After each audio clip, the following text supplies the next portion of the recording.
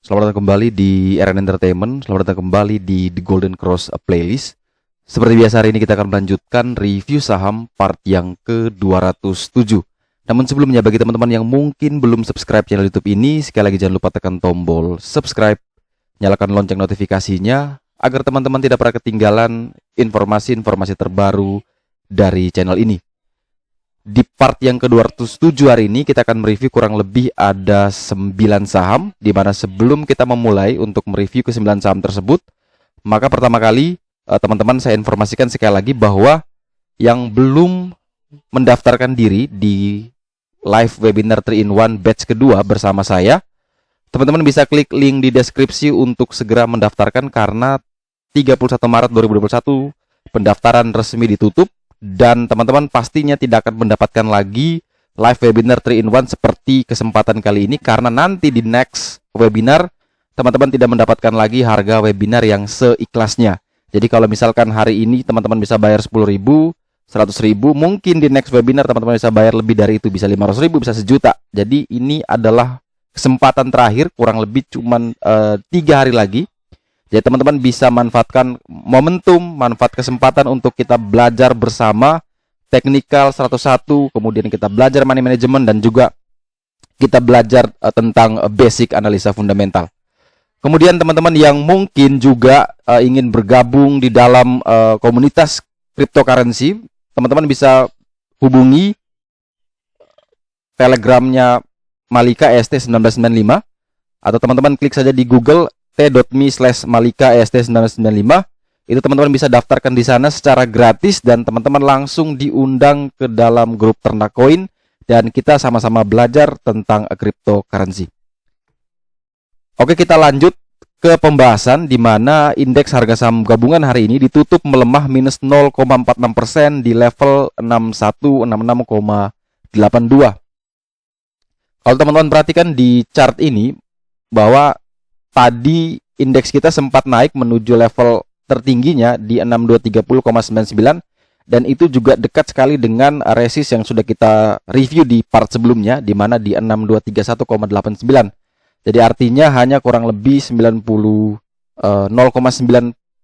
basis point ya, itu dia menyentuh resist. Namun sayang sekali dia ditutup turun, tetapi yang masih menjadi aman adalah dia masih bertahan di dalam kotak berwarna biru. Jadi selama dia masih kuat bertahan di kotak berwarna biru, maka teman-teman tidak perlu khawatir. Kecuali memang indeks bisa turun di bawah kotak berwarna biru, maka ada peluang besar dia akan kembali menuju level yang berwarna merah ini. Jadi tetap disiplin, gunakan money management. Ketika ini tidak mampu bertahan, silakan teman-teman pasang trailing stop atau jual dulu semua saham yang sudah hijau. Tetapi kalau misalkan teman-teman masih belum ambil posisi, maka pastikan indeks kita kuat bertahan di atas berwarna biru. Kalau memang dia bisa kuat, silakan mulai masuk perlahan. Tetapi kalau misalkan tidak mampu bertahan, mending teman-teman amankan cash terlebih dahulu sampai menunggu satu candle yang namanya candle hammer ya. Ketika candle hammer itu muncul, silakan mulai re-entry kembali. Kemudian saham pertama yang akan kita review di part yang ke-207 hari ini adalah saham Antam, di mana saham ini ditutup minus 7%, kalau tidak salah auto reject bawah di 2260. Setelah sehari sebelumnya naik sangat tinggi, sehingga teman-teman yang ingin membeli, pertama karena dia masih berada di resiko medium, antri saja di PBL 2170. Selama dia kuat bertahan di atas 2170, maka saham Antam sangat-sangat aman. Tetapi kalau saham Antam jebol di bawah 2170, maka teman-teman bisa pertimbangkan untuk cut loss terlebih dahulu. Jadi kalau yang sudah punya barang di pucuk, kemudian menginginkan agar average down, maka teman-teman bisa pertimbangkan kalau Antam ini kuat bertahan di 2170. Selama dia masih kuat, harusnya saham Antam ini masih sangat-sangat aman. Tetapi kalau kita perhatikan bahwa ada kemungkinan besar Antam ini kembali turun dalam. Setelah itu dia membentuk hammer ya. Tapi itu semua teman-teman harus punya plan yang terbaik. Kalau saya memang sudah seperti yang saya informasikan di part sebelumnya, bahwa Antam sudah saya jual setengah, sehingga saya cuma punya muatan setengah yang bisa lebih ringan ketika average down ya. Jadi misalkan average saya di 2390 misalkan, kemudian dia turun sampai di bawah 1000 pun, kalau saya average down, paling harga average down saya sudah di 1000 juga. Jadi kalau teman-teman yang punya banyak sekali Antam, itu mau average down sampai modal berapapun, ya tetap turunnya itu tidak akan signifikan. Makanya selalu saya katakan, kalau mau average down minimal itu 10%, sehingga kalau misalkan teman-teman average down itu kerasa ya, penurunannya itu bisa kerasa, bisa mungkin turun 4%, turun 5%. Tetapi kalau baru 1% teman-teman average down, baru 1% minus teman-teman average down, nanti ketika beneran dalam, teman-teman sudah tidak punya modal dan mau average down, itu tidak kerasa sekali penurunannya. Misalnya kemarin beli di, katakan di 2400, kemudian teman-teman di 2380 average down, 2370 average down. Kemudian ketika di 2260 teman-teman average down kembali, mungkin average-nya sekarang bukan di 2200 tapi masih di 2350. Jadi cuma turun tipis, dan itu tidak ada gunanya. Makanya selalu saya katakan, pertama, perhatikan PBL di berapa. PBL sekarang di 2170. Kunci yang pertama atau syarat yang pertama adalah kalau kuat bertahan di atas 2170, maka boleh masuk bagi yang belum punya barang atau yang mau average down. Tetapi kalau misalkan open dan turun di bawah 2170, mending jangan dulu entry, mending jangan dulu average down, kecuali dia bisa naik lagi di atas 2170. Itu dulu. Saya tidak mau kasih taking profit di mana, resisten di mana, tapi teman-teman harus benar-benar perhatikan betul-betul support paling kuatnya. Jadi ketika teman-teman tahu supportnya di berapa, teman-teman bisa ukur seberapa dalam resiko yang bisa teman-teman tanggung ketika teman-teman ingin entry di saham tersebut. Makanya di sini 2170 ke 2260 itu jaraknya juga cukup dekat ya. Itu kurang lebih 90 poin. Mungkin besok kalau ARB lagi pasti tembus di bawah PBL. Makanya selalu ingat kuncinya, ketika jebol di bawah 2170 jangan entry. Tetapi setelah ARB kemudian dia diangkat lagi dan bisa naik di atas 2170, ya silakan re-entry untuk saham ini. Kemudian berikutnya adalah saham BBCA, di mana saham ini ditutup minus 0,86% di harga 31.800, dan secara teknikal memang saham BBCA officially downtrend karena dia telah ditutup di bawah PBL atau support terkuatnya di 33.000, dan dia masih belum bisa naik lagi, di mana 33.000 ini tadinya support paling kuat, saat ini sudah berubah menjadi resisten terkuat. Sehingga teman-teman kalau yang ingin membeli saham BBCA, maka teman-teman bisa pertimbangkan buy on breakout di 33.000. Tetapi kalau merasa bahwa 33.000 adalah jarak yang cukup jauh, maka teman-teman boleh saja ambil di 31.800. Tetapi ingat, di sini ada low 40 hari harga terendah, yaitu di 31.500. Selama dia masih bertahan di atas 31.500, it's okay, itu masih aman. Jebol di bawah 31.500, mending teman-teman cut loss terlebih dahulu. Dan juga kalau misalkan dia mampu dan kuat bertahan di 31.500, untuk taking profitnya atau resistennya adalah berada di 33.000. Kemudian saham berikutnya adalah saham TINS, di mana saham ini juga minus 0,29% di harga 1.640, di mana setelah kemarin dia sempat naik tipis di atas PBL, itu sudah menarik sekali, namun sayang sekali dia gagal. Sehingga kalau yang baru entry 1735, 1740, pastinya cut loss-nya kurang lebih di 1.700 ya. Jadi cut loss-nya ketat sehingga teman-teman sudah tidak punya sahamnya. Oke, tidak masalah kita cut loss, karena kita tidak tahu kemana akan bergerak lagi. Itulah mengapa saya selalu katakan disiplin dengan trading plan. Misalkan besok dia bisa naik lagi di atas 1735, ya silakan re-entry ulang, karena kita tidak tahu besok itu dia mau beneran naik atau naik untuk turun lagi, atau besok dia tambah turun, itu semua tidak ada yang tahu. Walaupun indikator bilang ini engulfing bearish ya, bearish engulfing. Ini candle patternnya kelihatan di sini. Atau indikatornya semua berwarna merah, tidak bagus.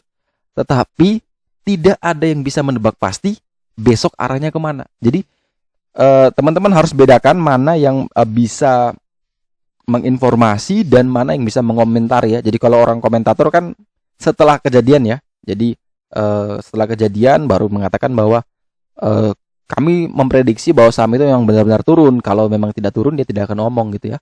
Jadi sesuai yang mereka omong, kalau yang beneran naik ya diomong, kalau turun ya juga diomong gitu. Makanya teman-teman harus bisa disiplin dengan trading plan-nya. Kalau saya yang melihat ini, saya tidak akan membeli lagi sampai dia naik lagi di atas 17.35. Karena ada peluang besar TINS ini bisa menuju low 40 hari harga terendah di 15.60. Jadi kalau misalkan teman-teman yang sudah punya saham di level atas, silakan, harusnya sudah cut loss tadi. Tetapi kalau masih ngeyel, belum mau cut loss, ya maka atur sendiri ya. Karena saya sendiri tidak tahu seberapa siap teman-teman ketika sudah minus dalam dan mau cut loss. Karena itu sangat mengganggu sekali psikologis. Dan kalau yang belum punya barang, maka jangan dulu entry sampai dia naik lagi di atas 1735. Setelah saham TINS, kita punya saham Waskita di mana hari ini juga ditutup sepertinya auto reject bawah di 12.60 setelah mengumumkan kinerja perusahaan yang kembali merugi. Dan banyak sekali yang bertanya di kolom komentar, apakah saya masih punya saham Waskita? Iya, masih punya. Saya hari ini minus kalau tidak salah kurang lebih 13 atau 14% ya untuk Waskita. Dan itu masih menurut saya aman. Secara saya pribadi ya, itu aman. Justru saya melihat ini adalah peluang besar buat saya untuk terus menambah muatan. Apalagi sudah dekat dengan gajian, ini lumayan nih, saya tambah terus. Saya nabung terus Waskita. Karena saya punya reason tersendiri ya. Orang mau bilang ini dia rugi, ini dia pasti bisa ke 500. Terserah. Orang mau omong apa, tapi saya pribadi punya reason sendiri. Kalau kita tidak punya reason to buy kita apa, nah kita pasti akan kebingungan ketika terjadi seperti ini. Saya jamin. Dan ada kemungkinan besar ya, saya akan ambil besok waktu di ARB yang kedua. Jadi semoga di ARB kedua saya akan masuk di sana. Dan teknik saya, kalau teman-teman yang sudah ikuti saya lama, ada namanya teknik extreme recovery. Itu teman-teman kalau pernah nonton sebelumnya, itu teknik recovery yang hanya bisa dilakukan oleh orang-orang yang memang sudah profesional dan juga dia mengerti timing. Jadi penting sekali timing kapan memang dia harus extreme recovery. Dan itu bagi saya harus hitung sedemikian rapihnya, sedemikian akuratnya agar saya bisa keluar dengan selamat. Karena itu benar-benar istilahnya 50-50. Kalau benar, saya bisa keluar dengan hijau walaupun minusnya tadi 15% bisa jadi plus. Kalau gagal, minusnya tambah besar, ruginya semakin besar. Jadi secara nilai dan persentase itu semakin besar. Makanya itu harus dibutuhkan ketelitian, ketepatan, dan timing yang pas agar teman-teman bisa selamat. Dan ciri-ciri yang saya suka adalah ketika besok dia jangan turun nanggung ya. Kalau mau ARB silakan ARB. Ketika di momen itu, itulah baru saya bisa memutuskan oke, saya harus ambil atau tidak ya. Jadi tergantung, kita bisa lihat banyak indikator ya, mulai dari broker summary, dari volume, dari jumlah offer. Itu semua menjadi indikator untuk saya mengambil keputusan ya. Jadi misalkan saya punya sekarang katakan ada 1000 lot, maka saya untuk bisa extreme recovery saya harus ambil minimal 7.000 lot. Atau kalau lebih bagus itu bisa sampai 15.000 lot. Itu extreme recovery. Otomatis kalau average-nya di 1.500, 1.400 itu pasti jatuhnya mungkin di, kalau besok dia ke 1.150 katakan, itu paling nanti di 1.152, 1.153. Dia naik 2 atau 3 tick saja saya udah lepas. Lepas semua yang saya tadi extreme recovery. Kembalikan sesuai nominal awal. Nah itu hanya bisa dilakukan kalau kita mengerti ya. Jadi jangan coba-coba, jangan sampai minusnya semakin dalam. Dan yang belum punya saham ini, saya tidak rekomendasikan untuk masuk ya. Karena apa? Secara teknikal dia sudah turun di bawah PBL 1380. Secara 40 hari harga terendah juga telah jebol. Ya, ini artinya dia membentuk low baru. Sehingga kita masih tidak tahu seberapa jauh lagi support berikutnya dari saham Waskita. Sehingga kalau teman-teman yang mau membeli, minimal dia naik di atas 1320, teman-teman baru mulai boleh entry. Kemudian saham berikutnya adalah saham WSBP, di mana saham ini juga sama seperti induknya Waskita. Hari ini ditutup turun, namun penurunannya tidak terlalu dalam, hanya minus 3,37% di harga 230. Secara risk reward memang di sini tulisnya low. dia juga pas sekali tepat di low 40 hari harga terendah, sehingga teman-teman selama dia masih berpeluang turun di bawah 230, mending teman-teman wait and see terlebih dahulu untuk saham WSBP. Tapi kalau dia kuat dan bertahan di atas 230, silakan buy di sana. TP di 240, cut loss di 227. Jadi syarat belinya itu kalau dia kuat bertahan di atas 230. Kalau besok dia open langsung turun di bawah 230, ya jangan beli. Kalau dia open 230, 232, 234, ya silakan masuk. Tapi ternyata setelah teman-teman beli 234, ternyata dia turun lagi di bawah 230, ya cut loss-nya di 227. Kalau 227 tidak ada di bid offer, ya bisa pilih 228 atau 226. Teman-teman bisa atur sendiri, karena teman-teman yang bisa mengukur seberapa ikhlas teman-teman dengan risiko cut loss tersebut. Saya boleh ngomong di 226, 228, 200, tapi saya kan tidak tahu seberapa siap teman-teman untuk cut loss. Kalau saya ya jelas 3 tick saja saya cut loss. Saya tidak pusing, mau dia mau naik lagi saya re-entry ulang. Kalau dia tambah turun ya syukur gitu. Jadi nothing 100% ya di saham, di market. Jadi kita tidak boleh pakai yang namanya Holy Grail ya, mengandai-andai bahwa mungkin dia masih bisa naik lagi, mungkin dia sudah turunnya sudah dalam jadi dia bisa pantul. Jadi jangan pakai seperti itu ya. Tetap gunakan trading plan-nya. Kalau memang dia tidak mampu bertahan ya cut loss. Kalau dia mampu bertahan ya hold. Jadi jangan bingung. Kalau teman-teman sudah melanggar trading plan, saya yakin itu baru teman-teman mulai bingung. Jadi untuk WSBP, selama dia kuat bertahan di atas 230, silakan teman-teman entry. Kemudian berikutnya adalah saham Zinc, di mana saham ini ditutup di harga 128 dan kembali lagi saham ini masih bergerak sideways. Ini sideways-nya cukup lama, menarik sekali karena memang dia masih berada di atas PBL, di atas support terkuat di 127 dengan low di 124. Jadi kalau teman-teman yang mau beli silakan 127 sampai 124, cut loss-nya di 127 sampai 128, cut loss-nya di 124. Dengan target resistennya menuju ke 135. Jadi selama Zinc kuat bertahan di atas 127, maka seharusnya saham Zinc ini masih sangat-sangat aman. Dan teman-teman bisa pertimbangkan untuk membeli 127 sampai 128 ada range buy yang menarik. Cut loss di 124 dengan target kenaikan menuju ke 135. Kemudian setelah saham Zinc, kita punya saham Elsa, di mana saham ini ditutup di harga 362, ditutup turun di bawah PBL atau support terkuat, yang mana saat ini sudah berubah menjadi resisten paling kuat di saham Elsa. Untuk target penurunan selanjutnya adalah Elsa menguji support di 352, dengan resisten terdekat berada di 366, dan kalau misalkan dia mampu dan kuat bertahan di atas 352, maka ada peluang Elsa bisa rebound ke 366, 374 dan terakhir menuju ke 406. Jadi kalau teman-teman yang ingin membeli, ada dua opsi. Yang pertama tunggu di dekat 352, pastikan dia kuat di atas 352. Kalau memang dia dibuka dan turun di bawah 352, mending teman-teman wait and see dan tunggu di low 40 hari terendah di 334. Tapi kalau dia open besok dan kuat bertahan di atas 352 atau dia bisa dekat dengan 352, silakan buy di sana. Itu jauh lebih menarik. 352, 354 buy, cut loss di 350. Target ke 366, target jauh menuju ke 374. Tapi opsi yang kedua, kalau misalkan dia tidak dibuka turun ke 352, dia bisa breakout di atas 366, ya silakan buy on breakout di 366 dengan target terdekat ke 374 dan target jauh menuju ke 406. Kemudian saham berikutnya adalah saham Deal, di mana saham ini ditutup di harga 110 atau naik 1,85%, di mana saham ini setelah dia mengalami penurunan yang cukup dalam bahkan menuju ke 102, dia kembali berusaha naik dan mengejar resisten terkuat saat ini di 121.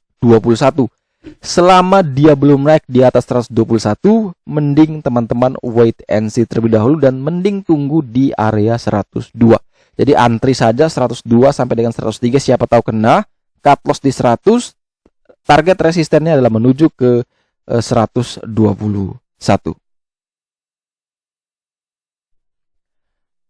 Dan saham terakhir yang akan kita review di part yang ke-207 hari ini adalah saham Arna, di mana saham ini ditutup di harga 725 atau minus 2,03%. Bagi teman-teman yang ingin membeli saham ini, secara risk reward ini menarik karena pertama dia dekat sekali dengan support terkuat di 720.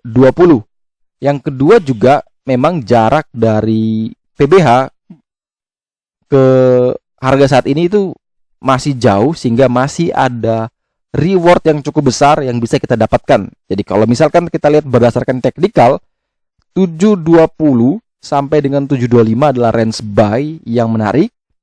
Cut loss di 700 sampai 705. Target kenaikan adalah menuju ke 785.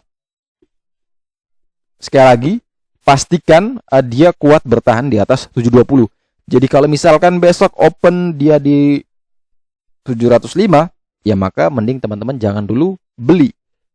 Tapi setelah di open di 705, kemudian sahamnya kembali naik lagi, breakout di 720, silakan buy on breakout. Tetapi kalau misalkan besok Arna ini dibuka turun di 720, kemudian dia tidak turun lagi di bawah itu, dia naik lagi 725, jadi bid 720 over 725, ya silakan teman-teman bisa HK di 725 atau antri di 720. Setelah teman-teman dapat di harga 725, ternyata sahamnya malah turun, ya sudah, cut loss di 700. Selama dia belum kena 700, maka jangan di cut loss, karena trading plan-nya cut loss-nya di 700. Jadi kalau dia cuma sentuh 705, ya biarkan dia terus bergerak ya. Tapi kalau benar-benar kena di 700, ya silakan cut loss. Itu trading plan-nya. Setelah cut loss dia bisa breakout 720, re-entry ulang. Jadi seperti itu. Jadi teman-teman kan tidak tahu kemana saham ini akan bergerak ya. Jadi udah tetap disiplin. Kalau ternyata dia kena dan mantul lagi ya, dan bisa break, ya re-entry ulang. Tapi ternyata kalau kena dan dia turun terus, ya syukur gitu. Makanya selalu sediakan a plan agar teman-teman bisa tahu kalau misalkan ada kasusnya seperti ini, mengatasinya bagaimana. Kalau ada model yang lain, maka cara keluarnya bagaimana. Ya semoga teman-teman selalu bisa menjadi lebih baik lagi di pasar modal, karena memang ini pasar saham beberapa hari terakhir ini transaksinya juga tidak bagus, di bawah rata-rata ya. Entah kenapa, apakah karena semua pindah ke kripto, itu kita tidak tahu, sehingga tidak semenarik biasanya, daya dorongnya tidak semenarik biasa. Lebih banyak itu semuanya ingin menjual. Sehingga teman-teman tetap harus gunakan money management, jangan all in ya. Sekali lagi, jangan all in, tetap atur sesuai dengan trading plan dan alokasi yang ingin teman-teman gunakan. Jadi jangan buy satu saham 100% gitu ya, apalagi sampai margin, itu rawan sekali di market yang seperti saat ini. Tapi percayalah, 2022 indeks kita akan bisa bullish, yang benar-benar bullish sampai di 2024. Itu yang saya yakini. Jadi manfaatkan momentum ini untuk membeli saham-saham yang sedang tertinggal secara sektoral. Sahamnya apa saja? Pariwisata ya, itu sangat terpukul sekali dengan adanya pandemi COVID. Kalau itu sudah membaik, pasti dia akan pulih. Jadi dari labanya dari kinerja yang rugi dalam, tiba-tiba langsung positif, itu kan luar biasa ya. Kemudian properti itu juga pasti akan terkena dampaknya, dan tentunya finance ya, semoga itu yang menjadi pendorong utama indeks bisa terus melaju sampai ke 7.000 di tahun depan.